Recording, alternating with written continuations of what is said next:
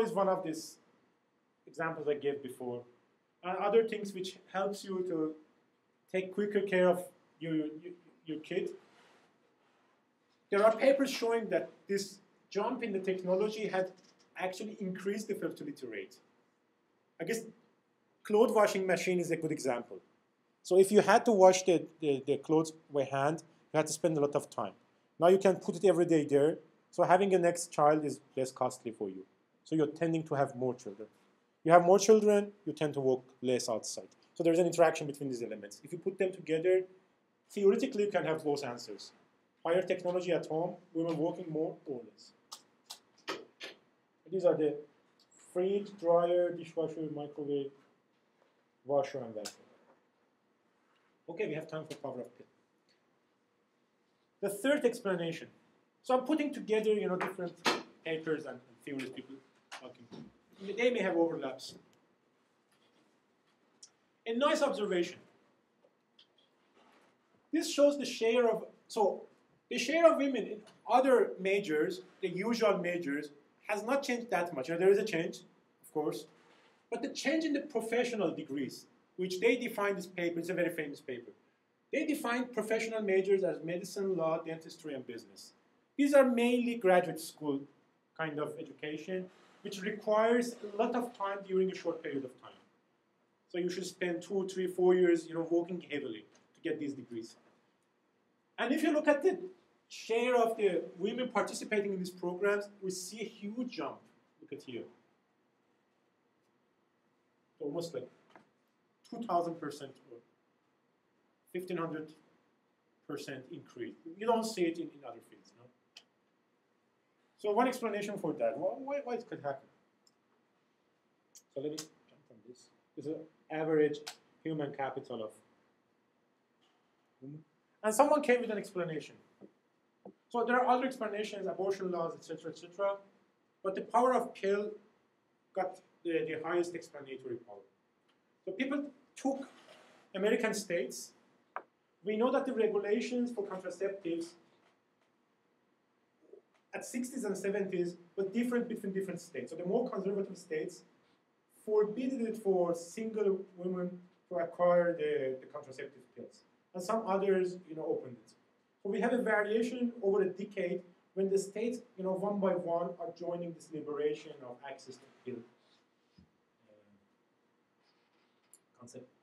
And then I look at, whether we see difference in the educational attainment of women in these states. And they find strong results for that. So what should happen? Now I should warn you.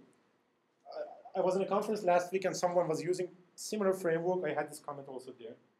I guess the theory we're explaining here is not applicable for Iran directly. Because the theory, all this big literature of theory of marriage and fertility for Western societies, they think of 3 stages. So you are single, you are cohabiting, so you have affairs, but you are not officially married, and then you are marrying. So marrying here in this framework means that you already had a relationship with someone, you're just entering a new state of more legal attachment. And also, it is highly correlated with giving birth. But in a country like Iran, it's completely different. Marriage means the first chance for some places for meeting an opposite sex, and for large areas for having intimate relationship. So it's a completely different framework. If you apply naively this framework, it doesn't speak there. Because the concept of marriage in Iran actually captures both stages together, the stage of cohabitation and the stage of marriage. So be careful, or I should say that this is not a perfect framework for Iran. But then, come back to American framework. Think of this way. So the age of first birth, if you look at from like 1935 to 60, we see, I'm sorry, this is the year of birth of the cohort. So they basically look at, these are the first people who faced this wave of PIL. So at 60s, they were 25, the age of giving birth.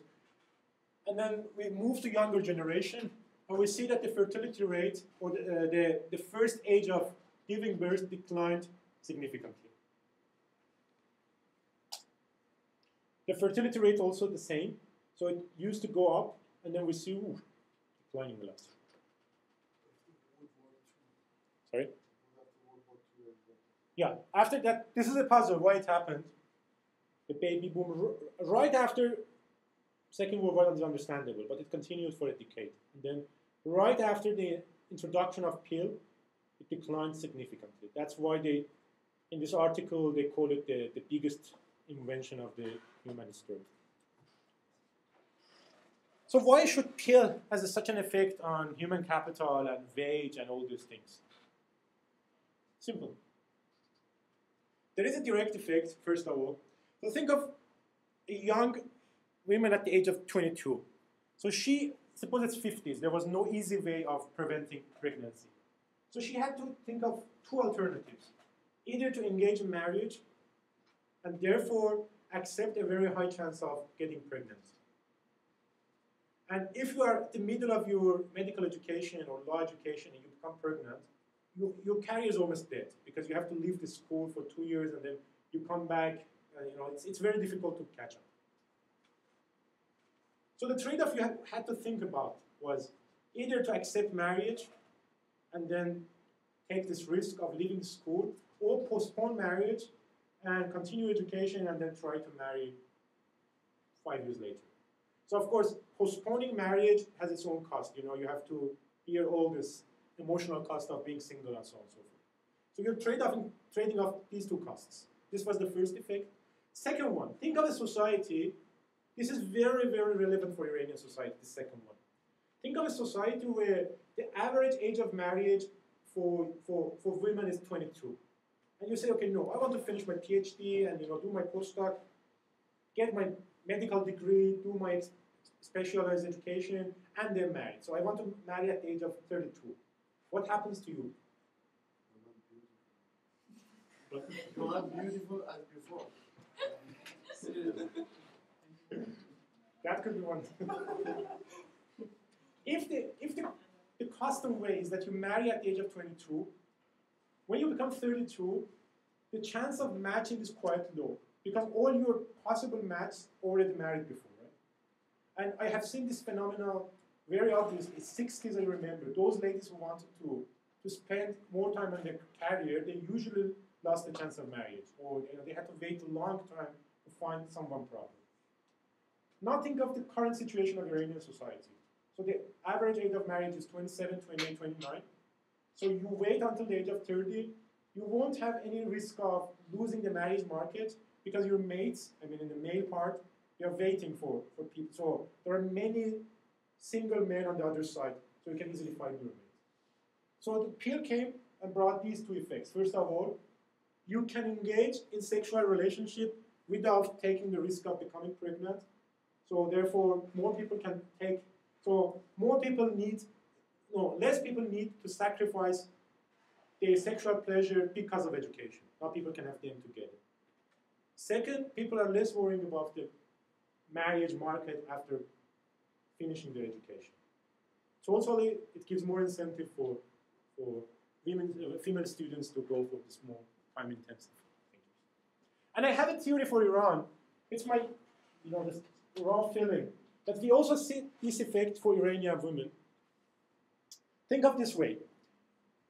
I guess at the beginning of 70s, late 60s, it was very usual for a young, educated Iranian girl to marry like around 22, 23. So I remember lots of friends. They get their engineering degree and marry right after finishing. It was very, very common in Iran.